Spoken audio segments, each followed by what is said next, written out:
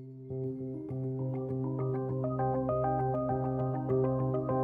December 2018, after traveling for 2 years, 101 days, and over 1.2 billion miles, NASA's OSIRIS-REx spacecraft arrived at its target, near-Earth asteroid Bennu.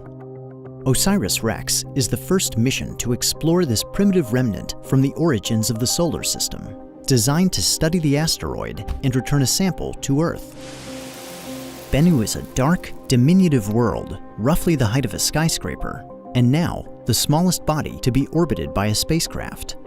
Prior to arrival, it was known to have low thermal inertia, a characteristic of fine-grained materials like sand. An infrared spectrometer on OSIRIS-REx confirmed this property, leading scientists to expect a predominantly smooth surface. But the first close-up views of Bennu delivered a major surprise. In exquisite detail, the mission's cameras revealed an unrelenting rockscape dominated by boulders. By combining these images from OSIRIS-REx with its laser altimetry data, we can take a tour of Bennu's remarkable terrain.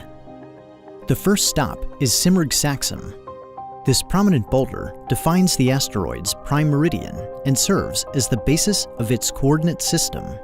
In Persian mythology, the Simurgh is a large and benevolent bird and the possessor of all knowledge. Saxum is Latin for stone. To the northeast lies the largest boulder on Bennu. Measuring over 300 feet in length, Rock Saxum is a colossus longer than a football field. It is also rich in a type of iron oxide called magnetite, which was used by mariners as an early form of magnetic compass. In Arab folklore, the rock is an enormous bird of prey that can clasp elephants in its talons, as well as stranded sailors like the hero Sinbad. Continuing northeast over the equatorial ridge, we arrive at Gargoyle Saxum. This striking boulder is among the darkest on Bennu, though it clutches a much brighter rock that is about the size of a person.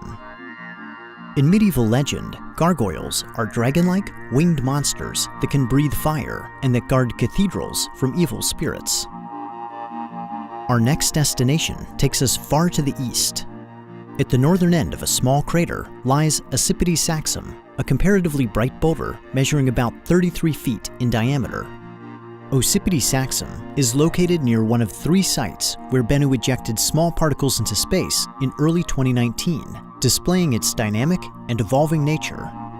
In Greek mythology, Ocypete is one of the 3 harpies, the half-maiden, half-bird personifications of storm winds, who would carry evildoers away from the earth.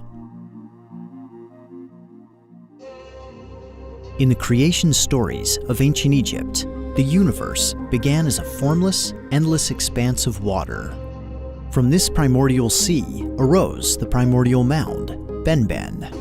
It was upon this rock that the god Atum settled in the form of the Bennu bird and sent forth the call that shaped creation.